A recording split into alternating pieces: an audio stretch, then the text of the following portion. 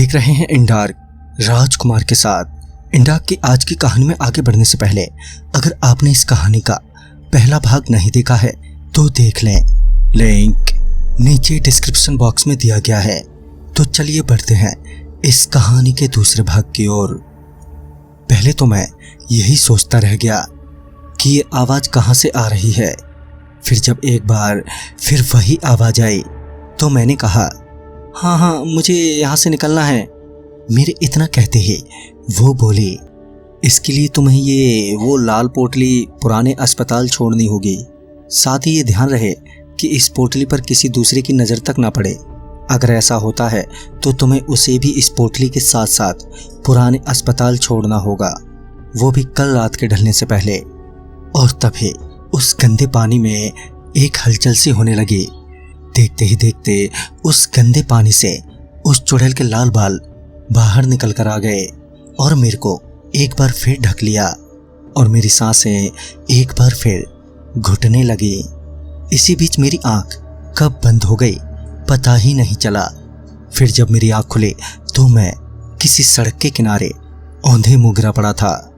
खुले आसमान के नीचे मुझे राहत मिली और मैं घर जाने के लिए जैसे ही उठा कि मेरी नज़र वहीं बगल में रखे उस लाल पोटली पर पड़ी।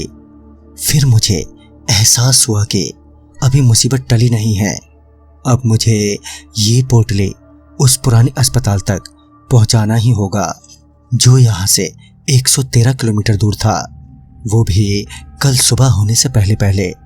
ऊपर से ये समस्या थी कि ये पोटली किसी को दिखनी नहीं चाहिए थी, नहीं तो उसे भी साथ में ले जाना होता।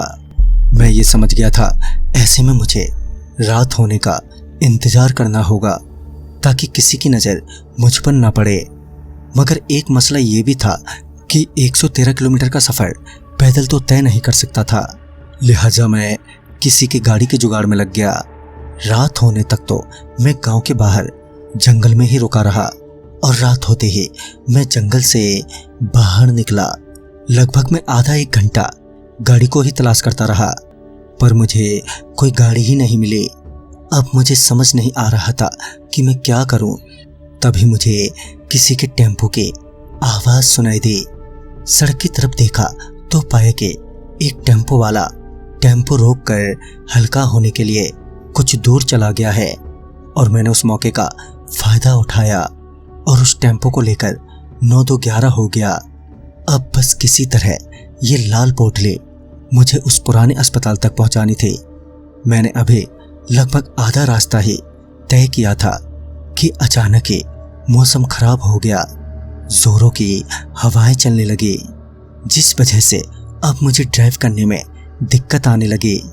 मैं जैसे तैसे ड्राइव करता रहा और जब 3 किलोमीटर का रास्ता बचा कि मेरी टेम्पो एकदम से पलट गई, वो भी अपने आप ही। टेम्पो के पलटने से मुझे चोट तो लगी मगर उस वक्त मुझे वो लाल पोटली उस पुराने अस्पताल तक कैसे भी पहुंचानी थी। तभी मैं किसी तरह उठा और वो पोटली ढूंढने लगा मगर वो पोटली अब मिल ही नहीं रही थी। तभी मैंने देखा कि कोई बच्चा मेरी पोटली लेकर भागे जा रहा है। मुझे समझ नहीं आया कि आखिर ये बच्चा इतनी रात गए यहाँ क्या कर रहा है। ऊपर से वो मेरी पोटली लेकर क्यों भागा। मैं उस बच्चे के पीछे चिल्लाते हुए भागा और उस बच्चे को लगातार आवाज़ देते हुए रुकने के लिए कहे जा रहा था मगर वो बच्चा तो रुकने को तैयार ही नहीं था। कि तभी तो दोस्तों ये बच्चा कौन था और केदार जी उस लाल पोटली को अस्पताल तक पहुंचा पाएंगे? ये जानने के लिए देखना न भूलें इस कहानी की अगली कड़ी। तो मैं आपका दोस्त राजकुमार जल्द ही मिलूंगा, तब तक के लिए बाय एंड टेक केयर।